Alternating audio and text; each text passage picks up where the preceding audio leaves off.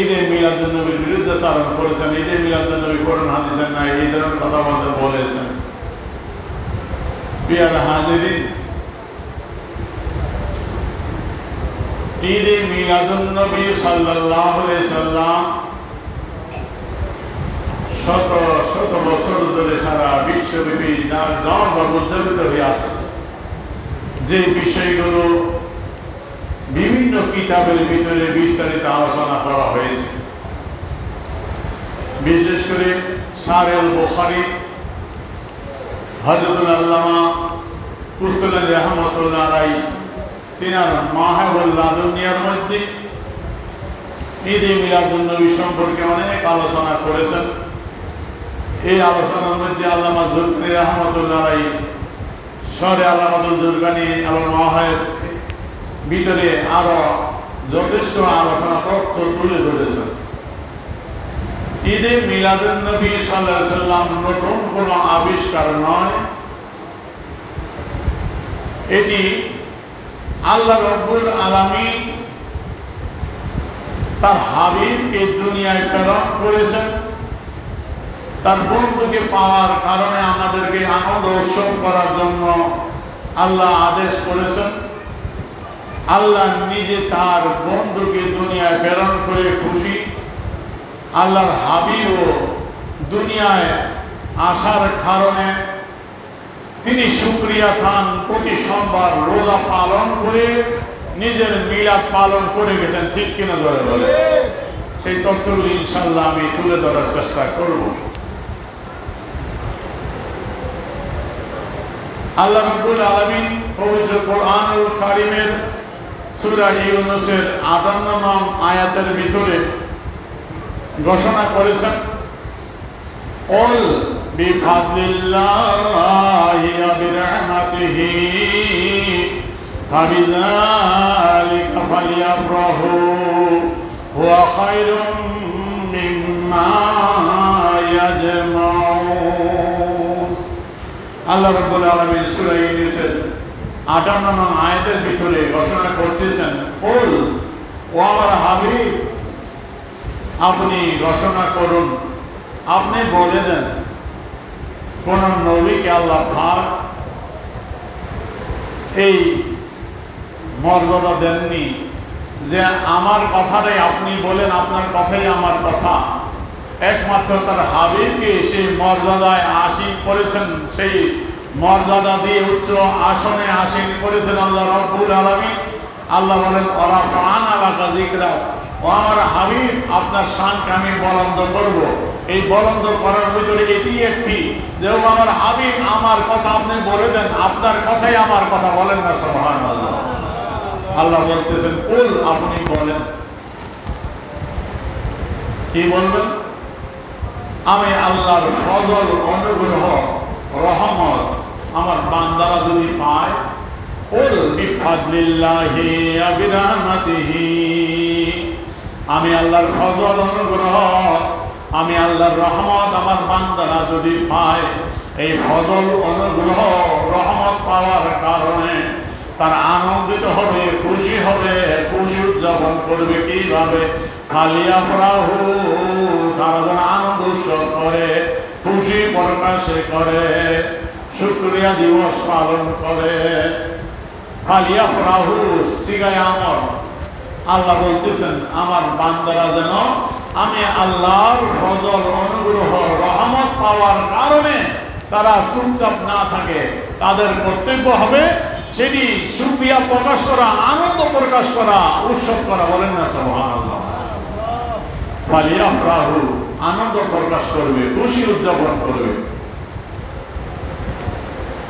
হুয়া খায়রুম মিম্মা ইয়াজমাউন। আল্লাহ জানেন যে আনন্দ প্রকাশ করতে গেলে, খুশি উদযাপন করতে গেলে, কোনো মাহফিল করতে গেলে, অনুষ্ঠান করতে গেলে কিছু টাকা পয়সা ঠিকই ব্যয় হয়। ঠিক কিনা? অর্থকরী ব্যয় হয়। আল্লাহ ফয়সালা দিচ্ছেন, হুয়া খায়রুম মিম্মা ইয়াজমাউন।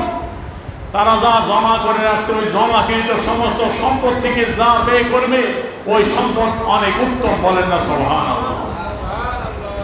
আল্লাহ নিজে তার অনুগ্রহ, রহমত পাওয়ার কারণে আমাদেরকে খুশি উদযাপন করতে বলেছে। ফালিয়াফরাহু, তারা যেন আনন্দ উৎসব করে।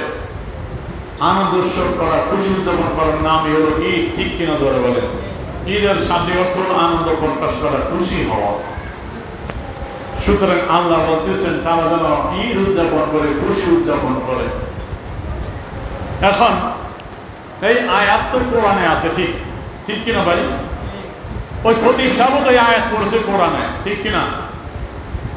যে খতিব সাহেব বলে ঈদে মিলাদুন নবী কোরআন হাদিসে নাই, বলে চোখে পড়ে নাই, এই আয়াত তো সূরা ইউনূস তারাও তেলাওয়াত করে, ঠিক কিনা?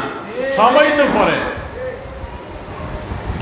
তাই পরে তো ঠিক, কিন্তু চোখের ভিতরে তো কালো চশমা লাগানো। কালো চশমা লাগানোর কারণে, কালো চশমা দেওয়ার কারণে চোখের ভিতরে ওই নূরানিয়ত আর পড়ে না। এই আয়াত ঈদে মিলাদুন নবী বিরোধীরাও পড়ে, আমরাও পড়ি। আমরা আয়াত থেকে কি ভাই আর তারা কি ভাই, আসেন তুলে ধরবো। এখন তারা বলতেছে এখানে আল্লাহ রহমত বলতে কোরআনের কথা বলছে, ইসলামের কথা বলছে, নবীর কথা কয় নাই। তাই আল্লাহ বলছে তোমার আল্লাহর রহমত পাওয়ার কারণে আনন্দ করো, মানে কোরআন পাওয়ার কারণে আনন্দ করো, ইসলাম পাওয়ার কারণে আনন্দ করো, নবীর কথা কয় নাই। তারা আমার এই কিতাবটা তারা প্রথম একটা পোস্টার করে 2003-এ কোন ঈদ, এখানে তারা ঈদে মিলাদুন নবী কোরআনে আছে, হাদিসে ব্যাগে আছে, নাই নাই নাই নাই। তারপরে সৌদি আরবের মুফতির ফতোয়া দিল যে ঈদে মিলাদুন নবী উদযাপন শিরিক তুলল। ঈদে মিলাদুন নবী উদযাপন শিরিক তুল, ঈদে মিলাদুন নবী পালন করে কি শিরিক। গ্র্যান্ড মুফতি সৌদি, দেখেন নিচে লেখা আছে কিনা। নাম দিল মুফতি ইবনে আব্দুল জলিল।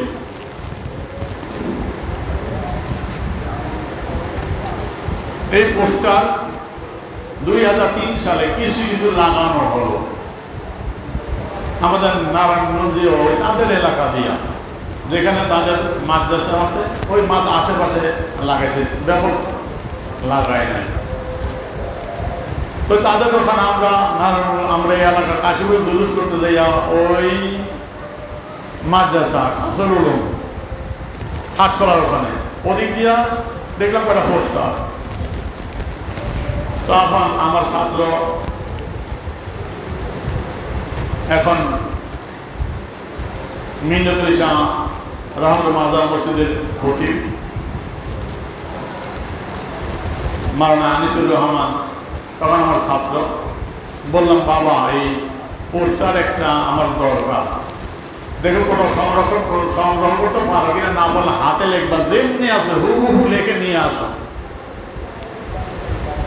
ও হাতে লিখে নিয়ে আসলো।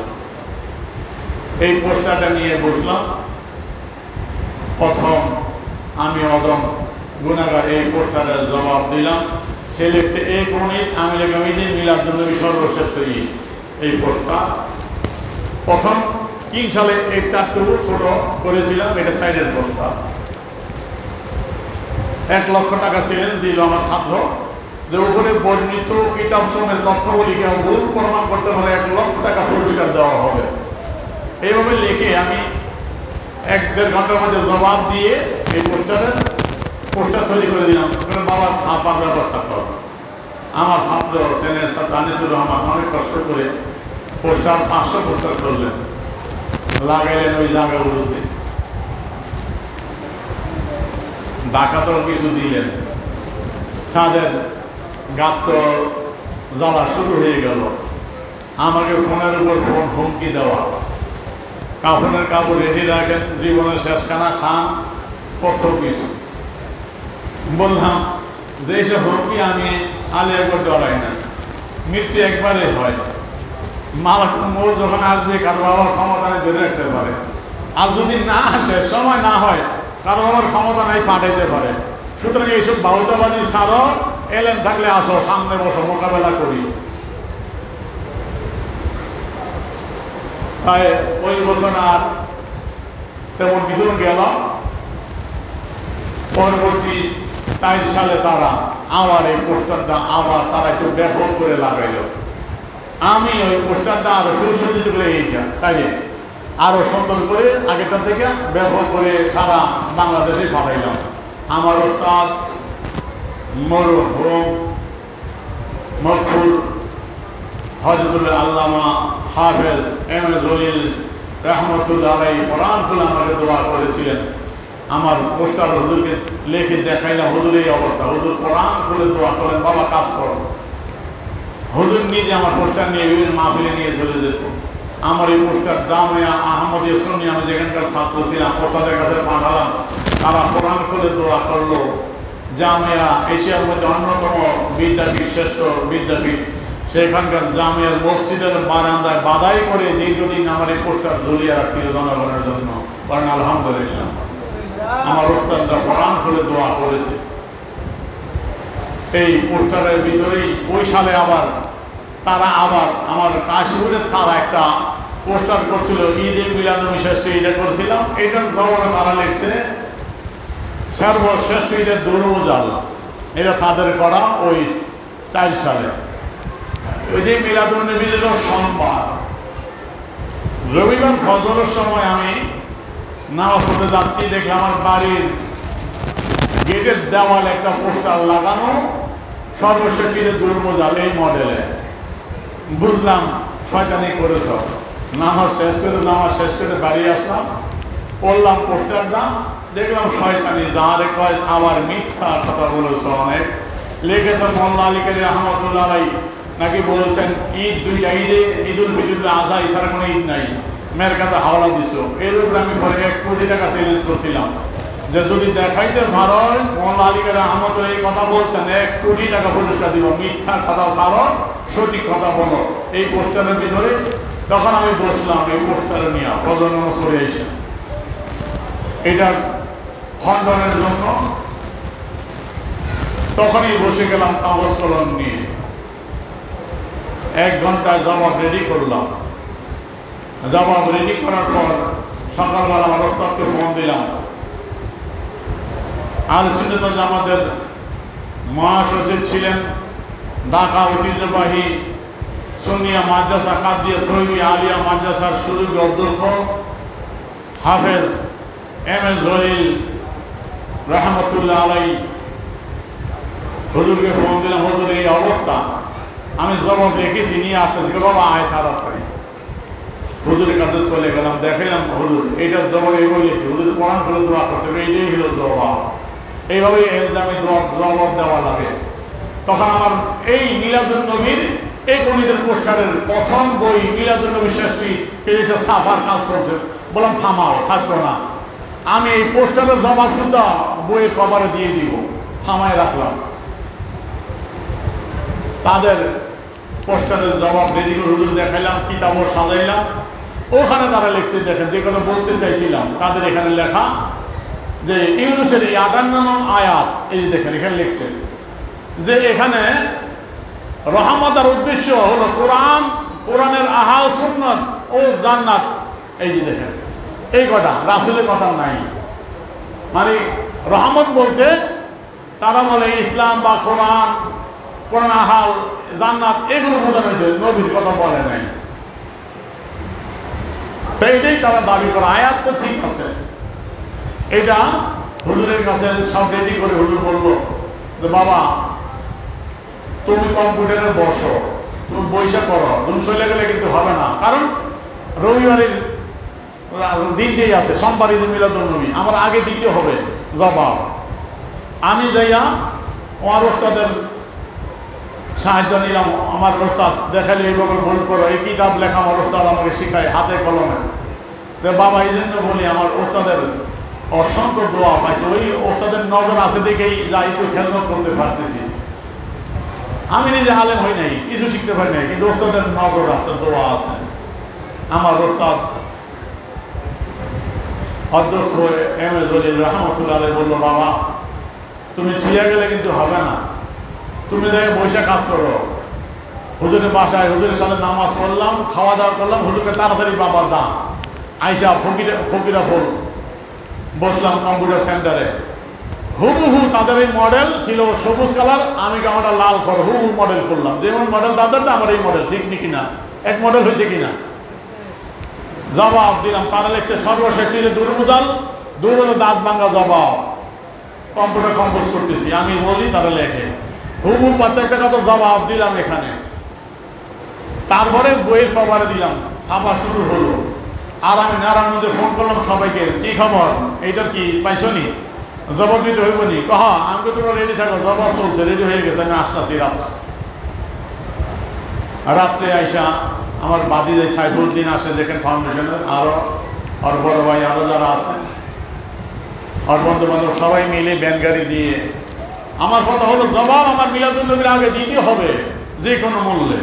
তোমরা গোল দিতে যাও খালি ময়দানে, মানে করছো একদিন আসে পারবো না, আমি গুণাগার একদিনই পারি। জবাব রেডি করে এই পোস্টার যেখানে ছিল সর্বশেষ দুর্মজাল এর সাথে লাগাও, দুর্মজাল বাংলা জবাব। জনগণ পড়ুক, তোমাদের কথা পড়বে, আমাদের কথা পড়ুক, জানুক, ঠিক কিনা ধরে বলেন।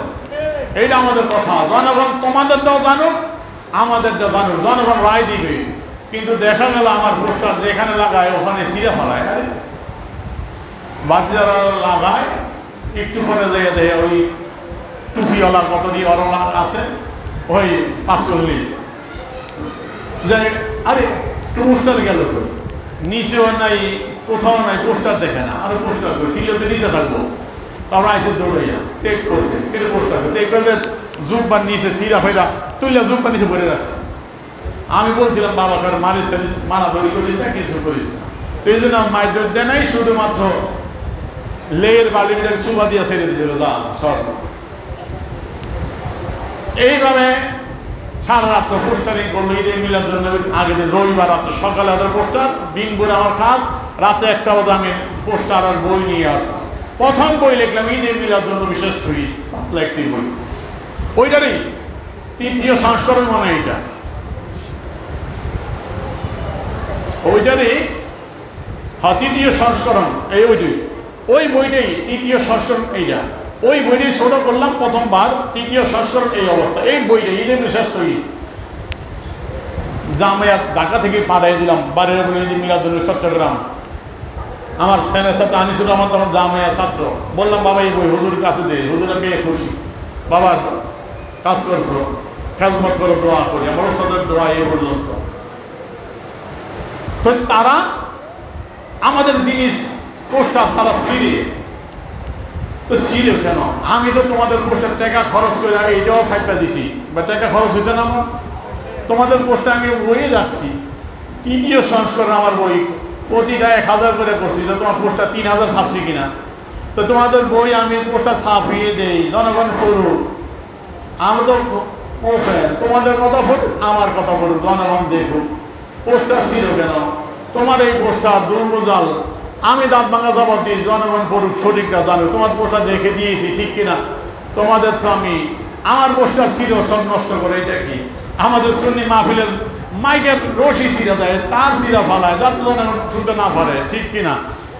রফিক কই, আমাকে অনেক বছর আগে ময়মনসিংহ নিয়েছিল মাহফিলে, কি নাম জানি, সুরজ ভাইয়ের বাড়িতে মাহফিল করবে। আমি বলবো যাইতে হবে, ঠিক আছে যাও। তো মাহফিলে গেলাম, মাহফিলে যাওয়ার পরে দেখি অবস্থা ভালো না। তো ওই দিকে যারা সব দেখবার যারা প্যান্ডেল করবো তাদের হুমকি দিচ্ছে, যদি প্যান্ডেল করো আগুন দিয়ে জ্বালাই দিব, প্যান্ডেল করতে পারবো না। আরে তারা ভয়ে প্যান্ডেল করে নাই, জ্বালাই দিব। কি অবস্থা, কেন বাধা দিতেছে, মাহফিল করতে দিব না। তো মাহফিল করতে দিব না কেন? আমাদের কথা আমরা বলবো, বললে ধরবো, অসুবিধা। তারপরে বাড়িতে গেলাম, আসো মসজিদ দেখি তারা বসা, ওই গুরু তাদের মসজিদে বসা, রাস্তায় দেখলাম।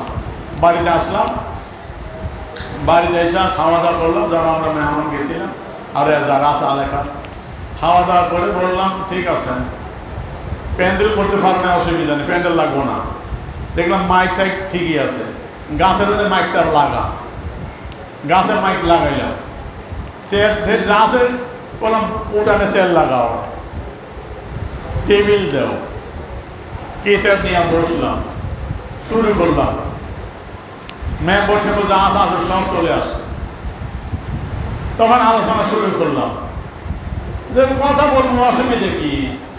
আমাদের মাইক টানাতে দিবা না, প্যান্ডেল করতে দিবা না, বাধা দিবা কেন? এটা মগের বলল। আমরা কথা বলবো কোরআন হাদিসের আলোকে। যদি ভুল হয় ধরো, আসো সামনে মোকাবেলা করো। ও পিছন দিয়ে শয়তানি। কোথাও এর আগে কোথাও জানি গেলাম, আরে মাইকের দূরের মাইক ঘরে তার ছিল, তার পিলে রেখে দিছি যদি আওয়াজ না যায়। কি শয়তানি, বন্ধ করে কেন? কথা কি চাপাতা রাখতে পারবা? সত্য কথা চাপা দিয়ে রাখা যায় না। তখন ব্যাপক আলোচনা করলাম ওই বাড়িতে ময়মন সিং কিতাবপত্র ধৈর্যা। তখন এলাকার তারা বুঝে আমরা বুঝতাম না, আমাকে বোঝার জন্য আসছিলাম। দেখেন তারা বাধা দিল, শরীরটা বোঝেন, আমরা এইভাবেই করি।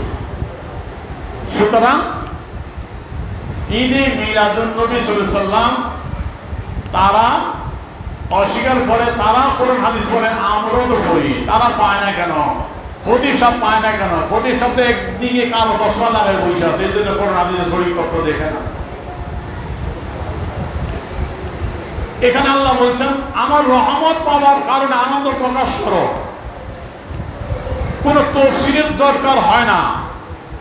কোরআনের আয়াতের তফসির কোরআন দিয়েই হয়তো প্রথম করতে হয়, ঠিক কিনা ধরে বলেন? তারপরে হাদিস।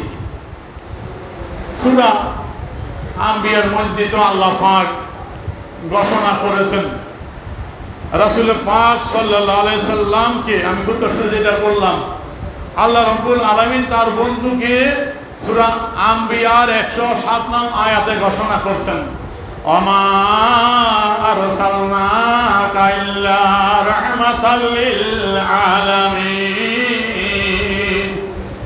ও আমার হাবিব, আমি আপনাকে প্রেরণ করেছি সমস্ত আলমের জন্য রহমত করে। বলেন না সুবহানাল্লাহ।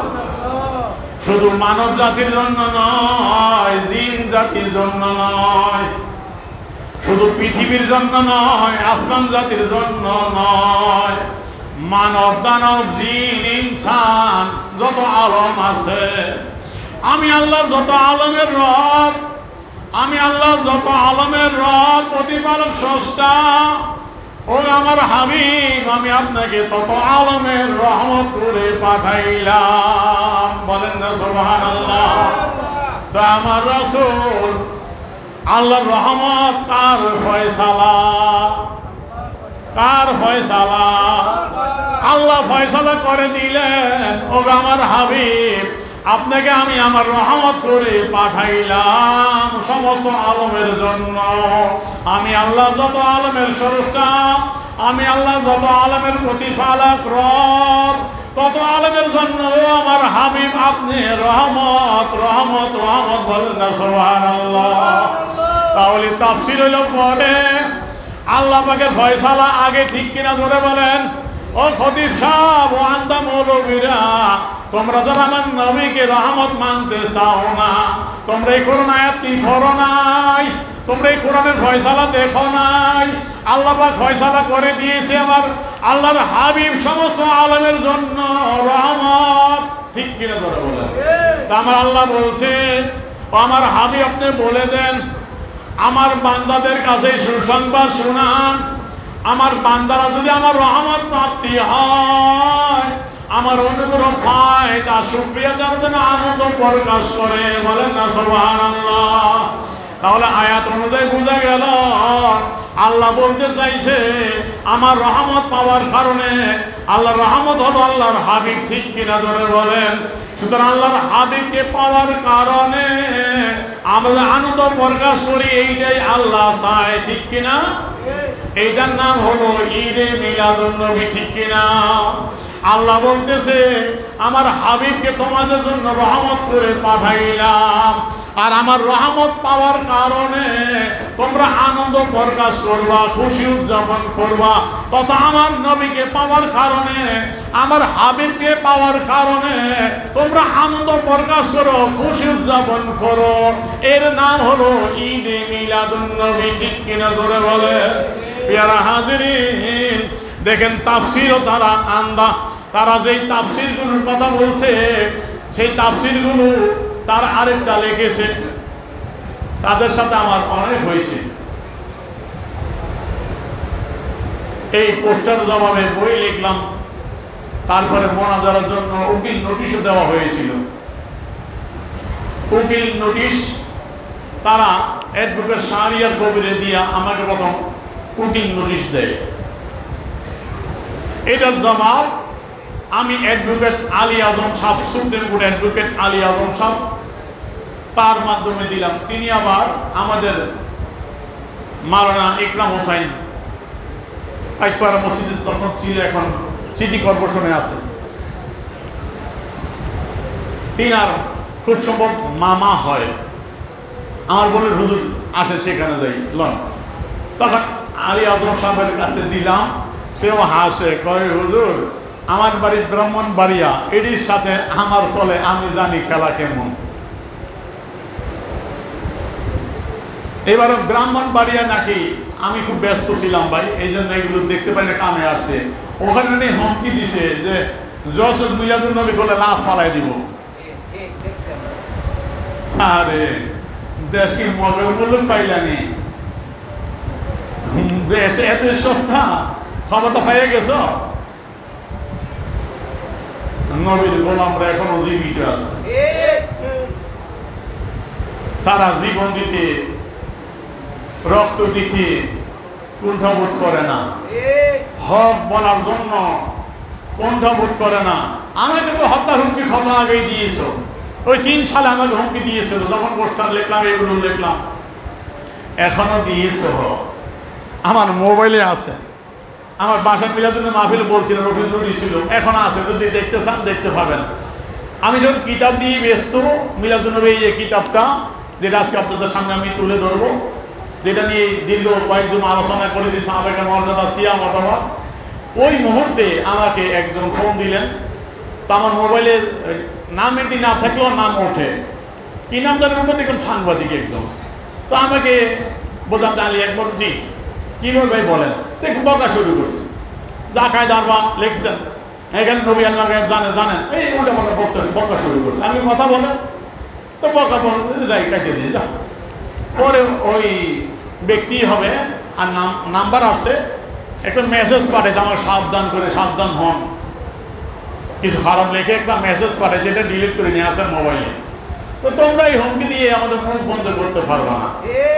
আমি মিলাদুন মাহফিলে আমার বাসায় রফিকুল ছিল, আলোচনা বলছিলাম, আলা হযরতের গোলাম আমরা, আলা হযরত আহমদ রেজা খান রহমতুল্লাহ আলাইহি ডাইন হাত দিয়ে নবীর শান লিখতেন, বাম হাত দিয়ে তোমাদের মতো কুলাঙ্গারের দাঁত ভাঙা জবাব দিতেন। ঠিক কিনা জোরে বলেন?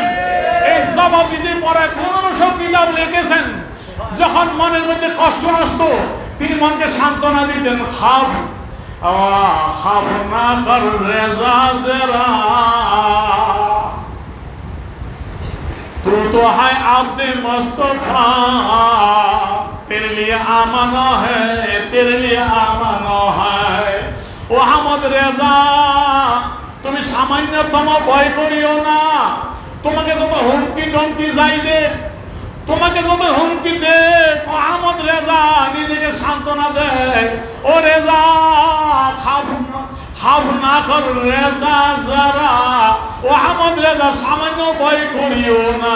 কেন রে? তুই তো হয় আব্দে মুস্তফা, তুই তো নবী মুস্তফার গোলাম, তোর গলার মধ্যে নবী মুস্তফার গোলামের বেরি লাগাইয়া রাখছ।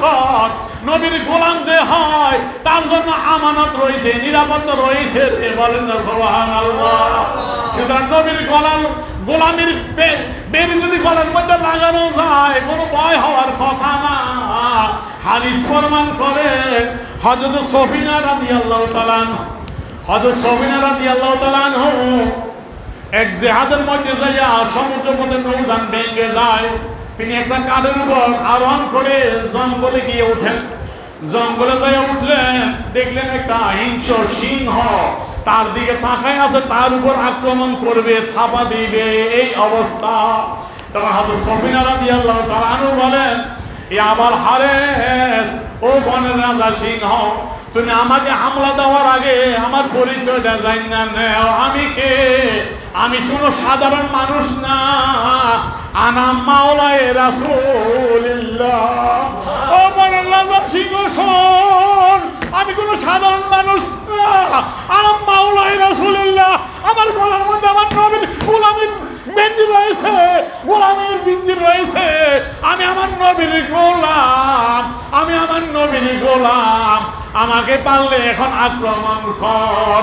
হযরত সফিনা রাদিয়াল্লাহু তাআলা যখন পরিচয় দিল, আনা মাওলায়ে রাসূলুল্লাহ, আমি আল্লাহর রাসূলের গোলাম, সিংহ যখন নবীর গোলামের পরিচয় পাইছে, সিং এখন হযরত সফিনার উপর আক্রমণ করবে তো দূরের কথা, সফিনাকে তাজিম করে, সম্মান করে, সালাম জানায়, লেজ দিয়া তাকে বুঝায়, চলো চলো তোমাকে রাস্তা আমি চিনাইয়া দেই।